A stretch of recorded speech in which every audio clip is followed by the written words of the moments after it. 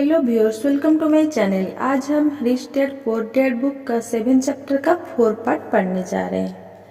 मेरे पढ़े लिखे डैडी जब गवर्नर की कृपा दृष्टि से दूर हो गए तो वे हवाई में टीचर्स यूनियन के अध्यक्ष हो गए।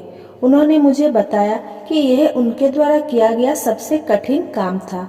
मेरे अमीर डैडी ने दूसरी ओर जिंदगी भर ये कोशिश की कि उनकी कंपनियां में यूनियन ना बन पाए। वे सफल हुए। हालांकि यूनियन बाकी गरीब काफी करीब आ गई थी, परंतु अमीर डैडी हमेशा उन्हें दूर रखने में कामयाब हो जाते थे। व्यक्तिगत रूप से मैं किसी का पक्ष नहीं लेता, क्योंकि मुझे दोनों ही बातों में फायदे दिखते हैं और उनकी जरूरत दिखती है। अगर आप स्कूल द्वारा सुझाए रास्ते पर चलते हैं, उच्च विशेषज्ञता हासिल करते हैं, तो फिर आप यूनियन की सुरक्षा में चले जाएं। उदाहरण के लिए, अगर मैं अपनी हवाई जहाज उड़ाने के कैरियर में गया होता तो मैंने ऐसी कंपनी पसंद की होती जिसकी पायलट यूनियन बहुत तगड़ी होती। क्योंकि मेरी जिंदगी केवल एक दक्षता को सीखने के लिए समर्पित होती, जिसका मूल्य केवल एक उद्योग में ही हो सकता था। अगर मुझे उस उद्योग से निकाल दिया गया होता तो मेरे जीवन की दक्षताएं किसी दूसरे उद्योग में उतनी बहुमूल्य नहीं होती। अगर किसी वरिष्ठ पायलट को निकाल दिया जाए जिसके पास हवाई उड़ान का 1 लाख घंटे का अनुभव हो और जो हर साल $1.5 लाख कमा रहा हो, उसे स्कूल टीचिंग में इतनी ज्यादा कमाई वाला बराबरी का काम ढूंढने में बहुत दिक्कत आएगी। दक्षताएं एक उद्योग से दूसरे उद्योग में ट्रांसफर नहीं होती, क्योंकि एयरलाइन उद्योग में जिन दक्षताओं की जरूरत होती है और जिसके लिए पायलट को ज्यादा वेतन दिया जाता है, वह स्कूल सिस्टम में उतनी महत्वपूर्ण नहीं होती। आज डॉक्टर के लिए भी यही सही है। चिकित्सा के क्षेत्र में इतनी परिवर्तन हो रही है। कई मेडिकल विशेषज्ञ मेडिकल संगठनों जैसे HMO से जुड़ना पसंद करते हैं। स्कूल के शिक्षकों को यूनियन का सदस्य होना पड़ता है। आज अमेरिका में टीचर्स की यूनियन सबसे बड़ी और अमीर लेबर यूनियन है। NEA यानी नेशनल एजुकेशन एसोसिएशन के पास बहुत ज्यादा राजनीतिक प्रभाव है। शिक्षक को अपनी यूनियन की सुरक्षा की जरूरत होती है, क्योंकि शिक्षा के बाहर उनकी दक्षताओं का मूल्य अपेक्षाकृत काफी कम होता है। तो नियम यह है, उच्च विशेषज्ञता हासिल करो और यूनियन बना लो। स्मार्ट लोग यही करते हैं। जब मैं अपनी कक्षा से पूछता हूँ, आप में से कितने मैकडॉनल्ड से अच्छा हैमबर्गर बना लेते हो, तो लगभग सभी विद्यार्थी अपने हाथ खड़े कर लेते हैं। मैं फिर पूछता हूँ, अगर आप में से ज्यादातर बेहतर हैमबर्गर बना लेते हो, तो ऐसा क्यों होता है कि मैकडॉनल्ड आपसे ज्यादा पैसा बना लेता है? जवाब साफ है, मैकडॉनल्ड बिजनेस सिस्टम में आपस से अच्छा है। ज्यादातर प्रतिभाशाली लोग सिर्फ इसीलिए गरीब होते हैं क्योंकि वे अपना सारा ध्यान बेहतर हैमबर्गर बनाने में लगाते हैं और बिजनेस सिस्टम के बारे में कुछ नहीं जानते। हवाई में मेरा एक दोस्त है जो एक महान कलाकार है। वो काफी पैसा कमाता है। एक दिन उसकी माँ के वकील ने उसे बताया कि उसकी माँ ने अपने पुत्र के नाम पर $35,000 छोड़े हैं। यह रकम सरकार और वकीलों द्वारा अपना हिस्सा लेने के बाद बची थी। तत्काल उसने इस पैसों से विज्ञापन करके अपने व्यवसाय को बढ़ाने का सोचा। 2 महीने बाद उसका पहला पूरे पेज का रंगीन विज्ञापन एक महंगी पत्रिका में प्रकाशित हुआ, जिसके पाठक बहुत अमीर लोग थे। ये विज्ञापन 3 महीने तक चला। उसे विज्ञापन के प्रत्युत्तर में कोई जवाब नहीं मिला और उसकी सारी पूंजी इस विज्ञापन में खत्म हो गई। अब वो पत्रिका पर दावा ठोकना चाहता है। ये एक ऐसे आदमी का सामान्य उदाहरण है जो एक बेहतरीन हैमबर्गर बना सकता है, परंतु बिजनेस की बिल्कुल समझ नहीं रखता है। जब मैंने उससे पूछा कि उसने क्या सीखा, तो उसका जवाब केवल यही था कि विज्ञापन करने वाले लोग धोखेबाज होते हैं। मैंने फिर उससे पूछा कि क्या यह वो सेल्स में या डायरेक्ट मार्केटिंग में कोई कोर्स करना चाहता है तो उसका जवाब था, मेरे पास समय नहीं है और मैं अपना पैसा बर्बाद नहीं करना चाहता। दुनिया प्रतिभा संपन्न गरीब लोगों से भरी पड़ी है। अक्सर वे या तो गरीब है या फिर पैसे की समस्या से जूझ रहे हैं या अपनी क्षमताओं से कम पैसा कमा रहे हैं और इसका जिम्मेदार उनके ज्ञान का विषय नहीं है बल्कि उनका अज्ञान है।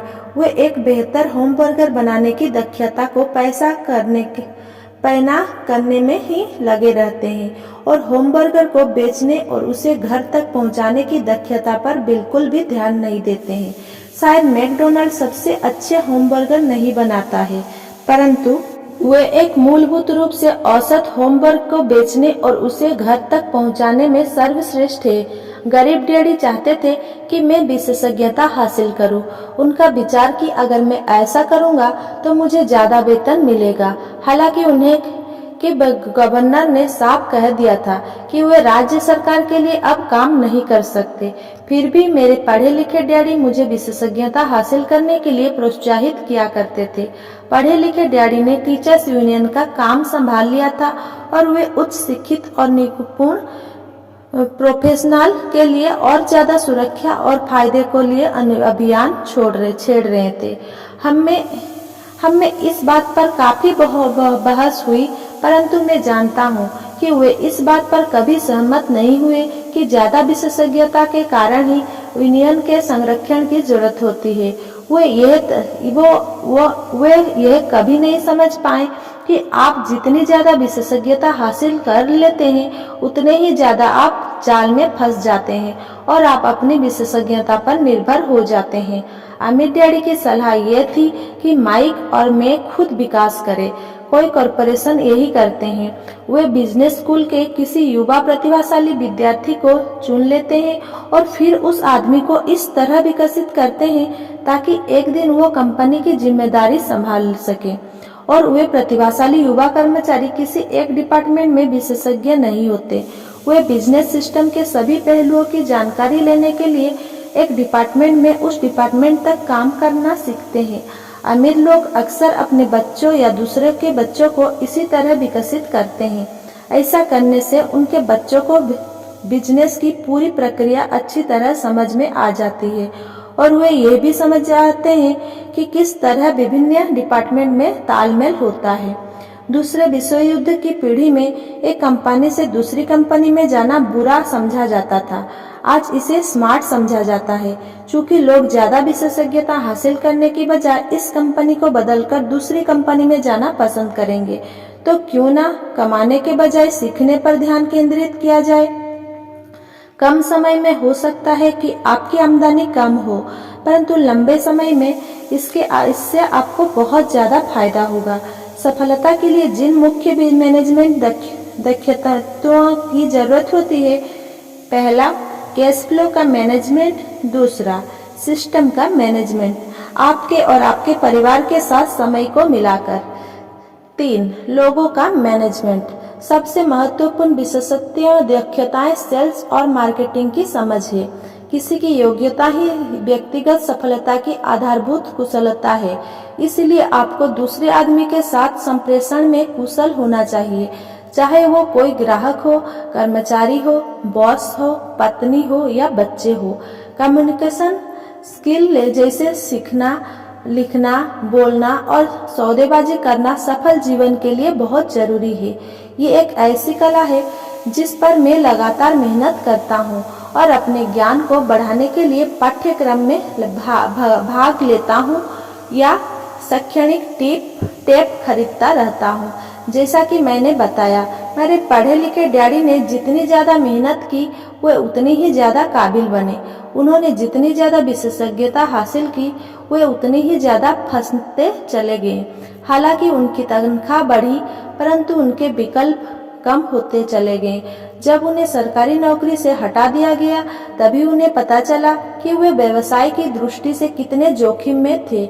ये तो उसी तरह का मामला हो गया जैसे प्रोफेशनल एथलीट को अचानक चोट लग जाए या वो खेलने के लिए ज्यादा बूढ़ा हो जाए।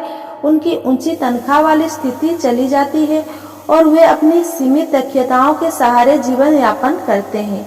मैं सोचता हूँ कि इसीलिए मेरे पढ़े लिखे डैडी बाद में यूनियन के इतने समर्थन बन गए थे। उन्होंने ये महसूस कर लिया था कि यूनियन ने उन्हें कितना ज़्यादा फायदा दिलाया होता। अमित डैडी माइक और मुझे सभी चीज़ों के बारे में थोड़ी थोड़ी जानकारी रखने के लिए प्रोत्साहित करते थे।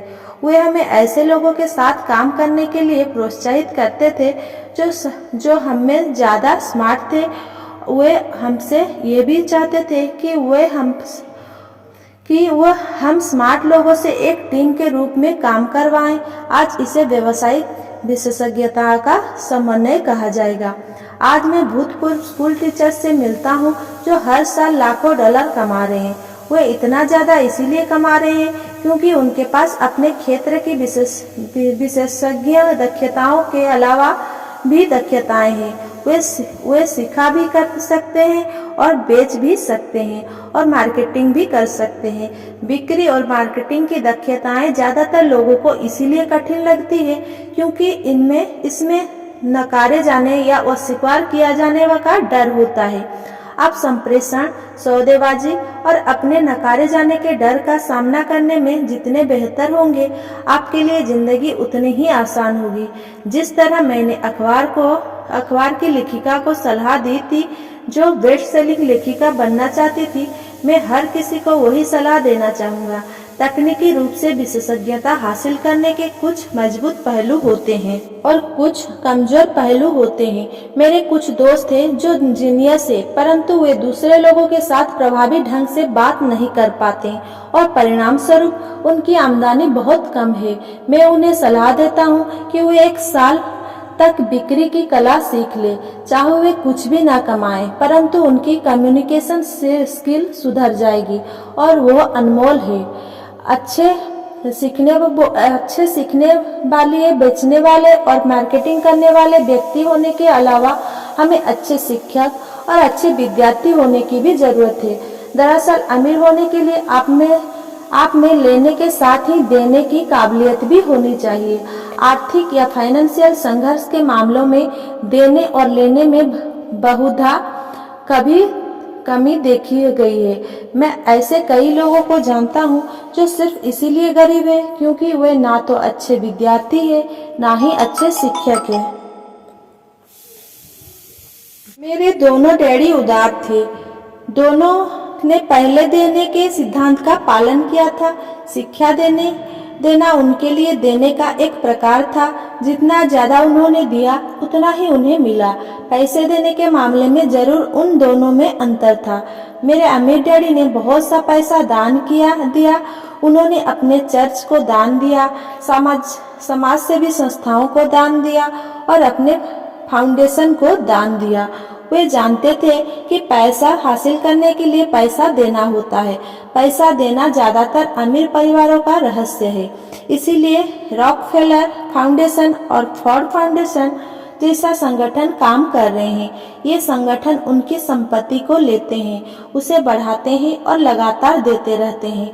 मेरे पढ़े लिखे डैडी हमेशा कहा करते थे, जब मेरे पास अतिरिक्त पैसा होगा मैं उसे दान में दूंगा। समस्या ये थी कि उनके पास कभी अतिरिक्त पैसा नहीं आया, इसीलिए वे ज्यादा पैसा कमाने के लिए ज्यादा मेहनत करते रहे और पैसे के सबसे महत्वपूर्ण नियम को भूल गए। दो और आपको मिल जाएगा। इसके बजाय वे यह यकीन करते रहे, लो और फिर दो। निष्कर्ष में मैं यही कहना चाहता हूँ कि मुझ पर दोनों ही डैडियों की छाप है। मेरा एक हिस्सा कट्टर पूंजीपति का है जो पैसे से पैसा कमाने के खेल से प्रेम करता है। मेरा दूसरा हिस्सा एक सामाजिक रूप से जिम्मेदार शिक्षक का है जो गरीबों और अमीरों के बीच बढ़ती आर्थिक खाई से बहुत ज्यादा चिंतित है। मैं इस बढ़ती हुई खाई के लिए मूल रूप से दकियानुसी शिक्षा तंत्र को जिम्मेदार मानता हूँ। Thanks for watching. Please like, comment, share and subscribe.